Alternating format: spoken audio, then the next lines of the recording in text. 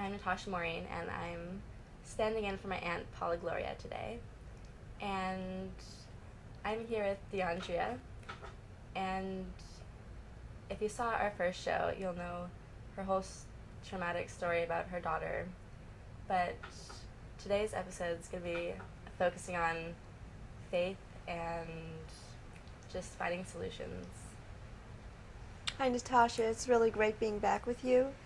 And just really quickly, just a little 1 minute blurb for those who didn't see the other program. My daughter was abused by my former husband. He was being protected by the state of New York.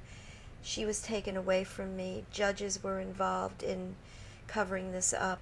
And if you YouTube site Dyandria and Dyandria under YouTube, I put a list, a partial list of the people involved in the cover-up, and it's a huge list. I'm only not able to list those who were working behind the scenes, that I don't know their names. But they gave him custody, and they've turned my daughter against me. And I just want to tell you a little bit about her background. I mentioned on the other program that she was going to church. She was a full-time member in the children's church plays, in the children's church choir, and Bible classes. I'd like to let you know first how that happened. Her father's now out of the house. Now, her name's also Dyandria. So now little Dyandria is happy, she's normal. And I said, Dyandria, would you like to go to Bible classes, Sunday school? And she said, I don't think so. I said, well, look, we're going to make a deal. I said, you're going to go for 2 classes, and if you don't like it, you don't have to go anymore. I had to make a deal like that because she's saying no to something she doesn't know what she's saying no to. So this way, we're both being fair to each other. I'm fair as a mother. I'm not forcing my child to do something she doesn't want to do. I'm giving her that opportunity to see it. To show her something. Then make a decision. Yeah. Oh, that was it. She had the highest attendance. She loved her Bible study classes. And I would be in the big church downstairs. Now, this is the Fifth Avenue Presbyterian Church. And the Sunday school is way upstairs, I think on the 6th floor. I don't remember now. It's so many years ago. And the huge church is downstairs. And so when I would finish with church, I would go upstairs and pick up my daughter from Sunday school classes, which usually terminated before the church ended. So one day I go up there and I don't see my daughter, and I'm looking around. At 6, remember she's 6, she volunteered for the children's church choir while she was waiting for me. Aww. So here's the little girl who says, no, I don't want to sign up. She stays, has the highest attendance, never misses a Bible class, and signs up for the church choir. Sounds like me. So, yeah, she was really cool, just like you.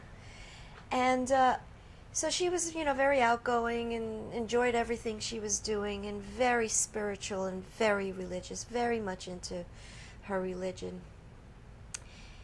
And so now her apartment door is broken down, and now she's hauled off into the system, and maybe a month or so later, she's now 7.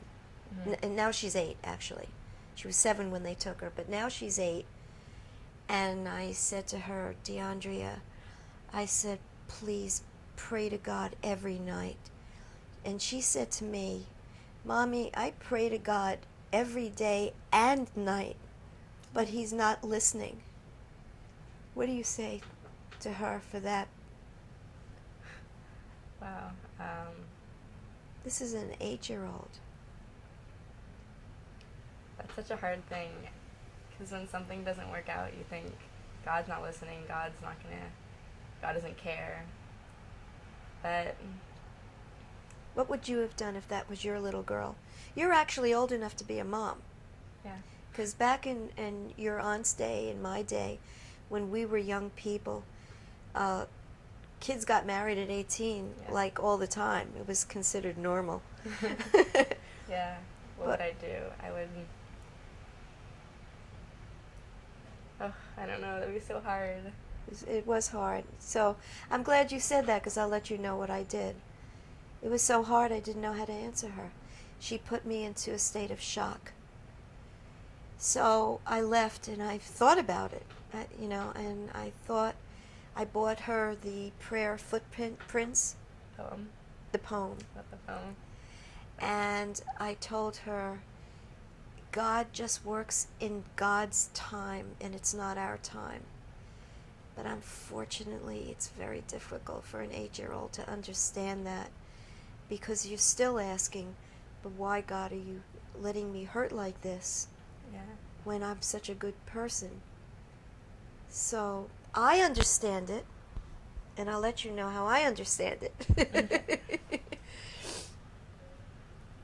From the last program, I told you when I was exposing the corruption in the family court and child protective services, I was thrown into jail for 3 years. So I used that time to study in the law library. I've become a certified paralegal, as a matter of fact. Impressive. Yeah. Of course, I'll never use that certificate because it says Department of Corrections on it. So, Well. but I am a certified paralegal. And when I would go to the first 6 months that I was in jail, I'd go in the law library, and I'd sit by the typewriter getting ready to type. I would bawl. Tears would flow on the typewriter, probably rusting all the keys. And somebody who worked, a civilian, they have civilians that work in the law library. They're just regular people, it's their job. And one of the civilians is highly spiritual. I mean, on a very high level. Mm-hmm. And she couldn't handle it anymore, looking at me. And she called me into her office, and she asked me some questions. She said, it's obvious to me, I don't know anything about your case, but it's obvious to me that you don't belong here. Could you please tell me, who are you and what is your case? So I explained it to her. And so she handed me a book. She said, I could get in a lot of trouble for this. We're not allowed to give prisoners anything. I'm lending you this book. Please read it. It might help you. Mm-hmm. So I took it with me and into my little cell. And I couldn't put the book down. What was the book? It's entitled Conversations with God. I think I've heard of that. It was a New York Times bestseller. And it ended up being a trilogy. It made such a smash hit that he wrote two other books. But what the book does, it's really not a pro-religious book. It's a pro-God book. Like faith and hope and... It's strictly God. It's actually anti-religion. It says religions are made by man. And the person who wrote this book is swearing that it was God who wrote the answers to his questions, because he would ask a question, something that would confuse him, Mm-hmm. and God would put the thought in his head and have him write down the answer. And I believe him, and I'll tell you why. Because that book had absolutely no contradictions. When I read the Bible cover to cover. I had an opportunity at one time in my life. I was crippled due to a very serious accident. I couldn't walk. And so I was trapped in my apartment. So I read all the books that I always said I wanted to read and didn't have time to read. So I read all of Freud's works. Huh. And the other thing I wanted to read was the Bible, because I got tired of people telling me this was in the Bible, that's in the Bible. I actually started doing that this summer. Because everybody always does that. They're like, this is this and this and this. I want to know the truth, kind of thing. But Right. I haven't finished it. Yeah, but that's true. It's like, that's how you learn. Yeah. So I read the Bible, and I found it to be one of the most uncomfortable books I've ever read. Did you read the Old Testament? Not all of it. Okay, the New Testament is beautiful. Mm-hmm. It's nothing but beauty. Mm-hmm. But the Old Testament is filled with incest, bloodshed, murder of animals, slaughter. Some people you're part Jewish. I'm part Jewish.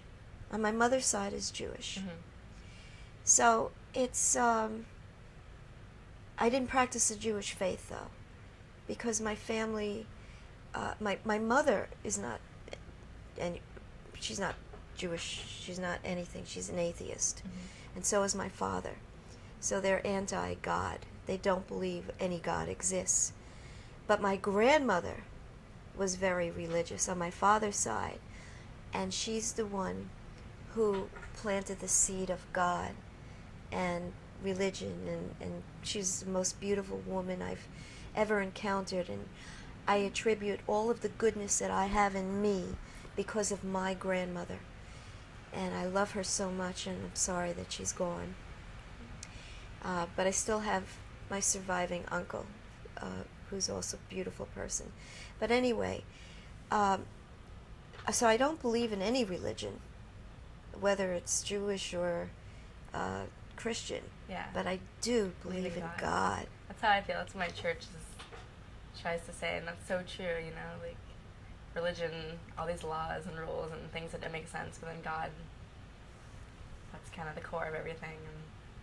And Did you know why they formed religions, by the way? There's a reason for it. no, And so many different ones. It's separating and dividing people. isn't everything Yeah. race, men and women, you know? There you go. Gender. Very intelligent, my God. Well. She's only 18. You see, my daughter would be just as intelligent as you if she weren't where she is. She doesn't know all that. You're very bright. Oh my God, I'm so proud to be in this program with you. Thank you. Praise God. Praise God. Thank you, God. Mm. Thank you, Paula. And thank you, Natasha. So anyway, so this book has absolutely no contradictions in it, and that's what it talks about. It explains why bad things happen. And when I read it,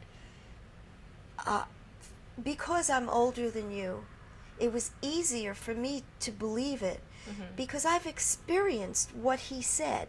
He said the good always prevails. Now, I've heard that, Mm-hmm. but You have it to see it takes in action. time, Yeah. you know, and especially when you're young, it's like, come on. It's like my daughter at 8. I prayed, but he's not listening, you know. Patience is a virtue. Yeah, possess it if you can. Always found in women, seldom found in man. No, that's separating men and women. Can't Yeah, do yeah, that. you're right. Thank you, Natasha. Thank you for, forgive me. So, but sharp. So this book, I gave the book back to the woman who lent it to me, and I called up a friend of mine and I said, "You have to buy this book for me. This is my Bible." So every time I was ready to cry, I'd open up any page, and it gave me a page and answered from God. And I went through the whole rest of this sentence with a smile on my face. God's going to get me out of here.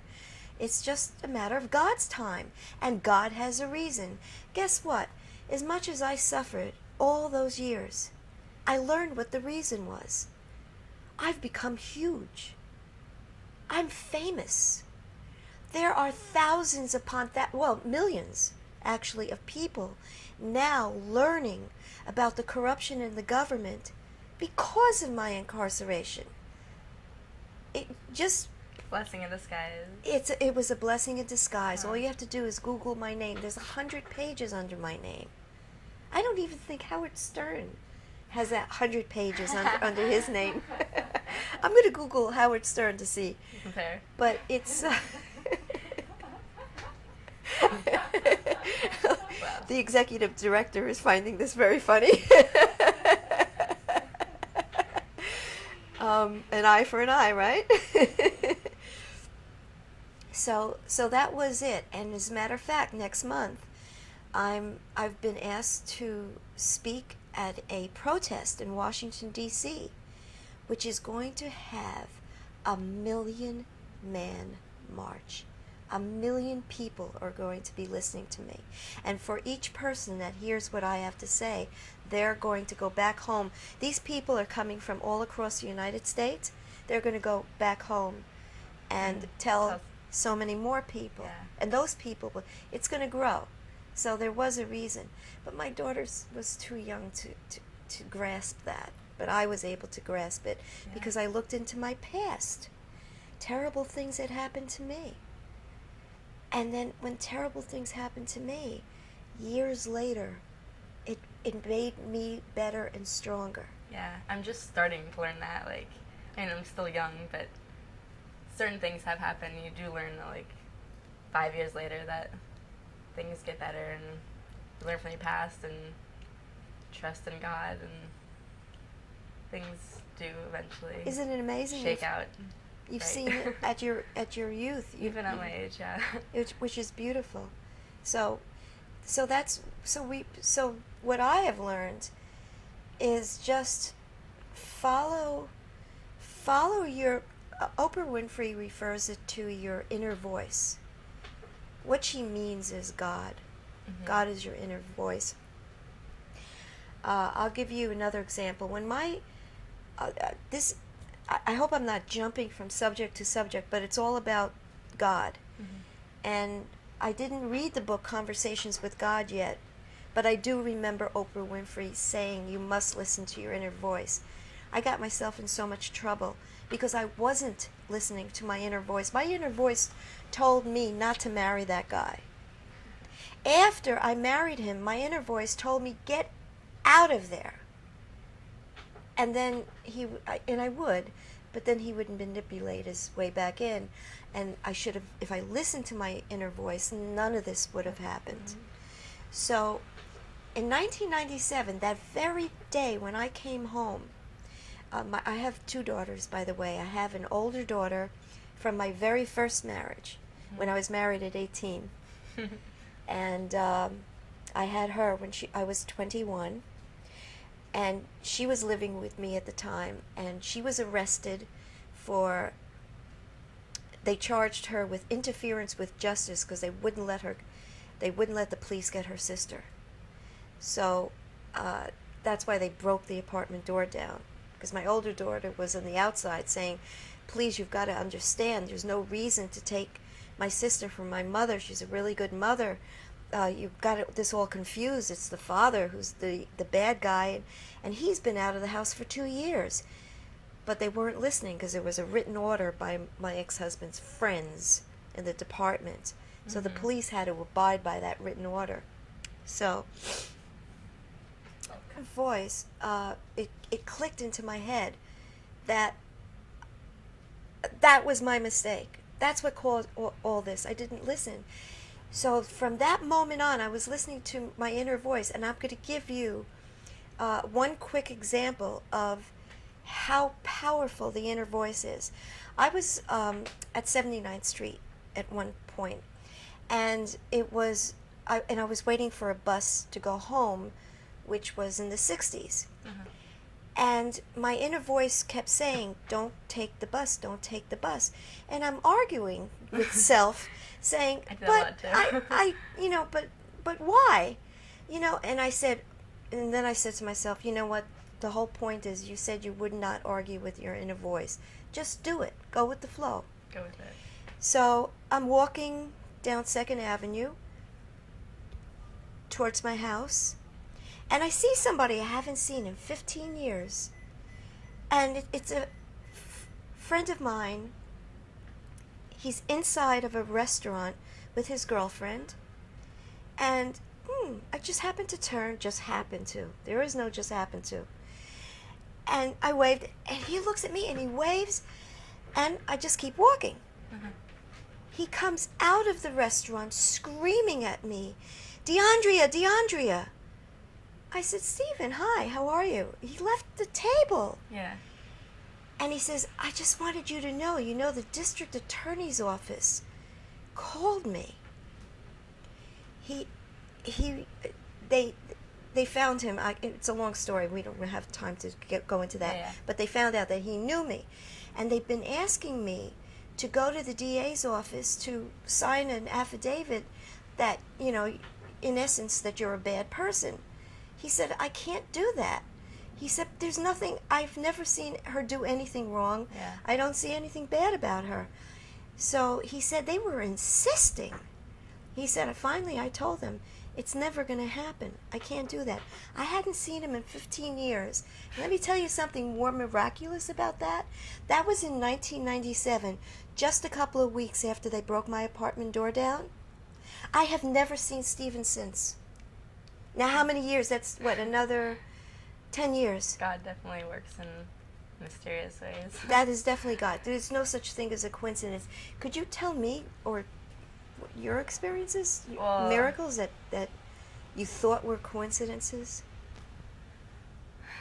I don't know if I have any of those, but I wasn't raised in a religious family. My mom didn't say go to Bible school or anything. It was actually ninth grade in high school. I just moved to, I've been in Hawaii for a year and a half, and I was crazy about this guy. He's perfect, and he's like, hey, I'm really into church, you should come. And I was like, okay. I love this story. I didn't want to admit I was going to church for a guy, but that's kind of what got me there. And I was searching for something because I got there and I don't know if it was the music or what the message was, but I was just floored and I was crying. And normally I wouldn't cry in front of my peers, because I was kind of still self-conscious. And but ever since ninth grade, I've just been it's been an on and off journey between me and God, but I've started singing, and we created, that same guy, me and some other friends, created this chapel worship band, because we have to go to chapel at school, and everybody hates it, and it's a big deal. It's like a nobody parochial wants to go school. to church, but It's a parochial school? well, I think Christian missionaries founded the school, and so, yeah, we have to go to chapel once a week, and so we decided to make it more interesting. We'd sing, and, this one story, we had to do it in the gym because the auditorium was, falling down or something.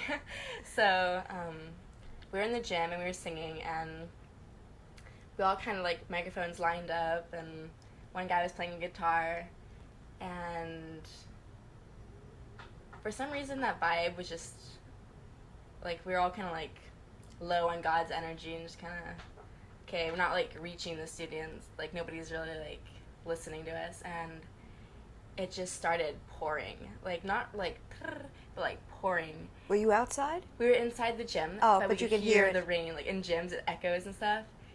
And it was this crazy experience where, everybody, I don't know about the audience so much, but everybody in my little band just got this, energy, and we started singing better, and just, you could just feel God's presence. It was crazy, because, they say, the songs let His glory rain down. Well, I guess it was literal, and people after that, that service, whatever you want to call it, they came up to us and started asking if they could be in the band, and kind of shy people would kind of tap us on the shoulder and be like, I really like that, thank you, I needed that today, because they would tell us about their math test that was stressing them out, but then they'd come to listen to us, and that would just kind of lift their spirits, and so,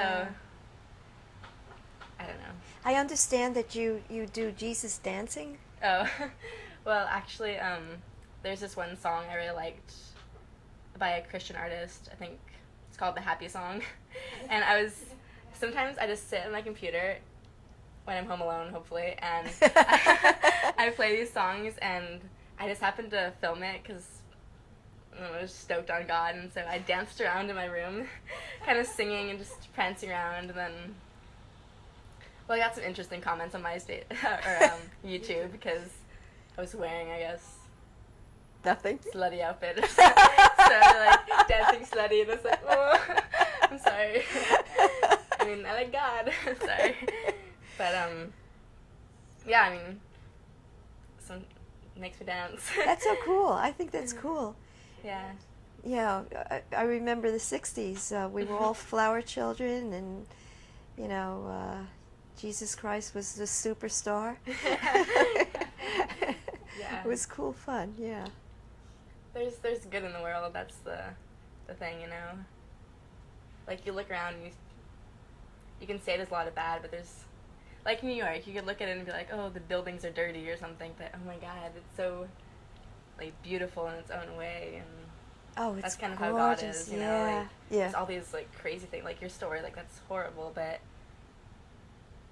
the more you think of, like, if you focus on good, you'll just see the good, and you're just like, wow, okay, Right. never mind, the world's Right. not so bad, people aren't so bad, and That's right.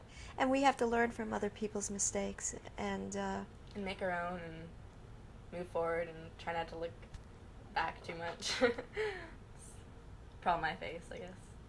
Looking back. Yeah, going backwards, but nah, you don't want to go backwards. You always want to go no, move forwards. forwards. That's what I used to say to the girls in jail. They would say to me, "How could you? How are you so normal? Why aren't you just like, you know, angry?" Or Yeah. I said, because that's after reading that book. Yeah, it gives you an inner peace. Yeah, I said, because right now, as we're talking right now, this is going to become the past. I said, I'm going to be out someday.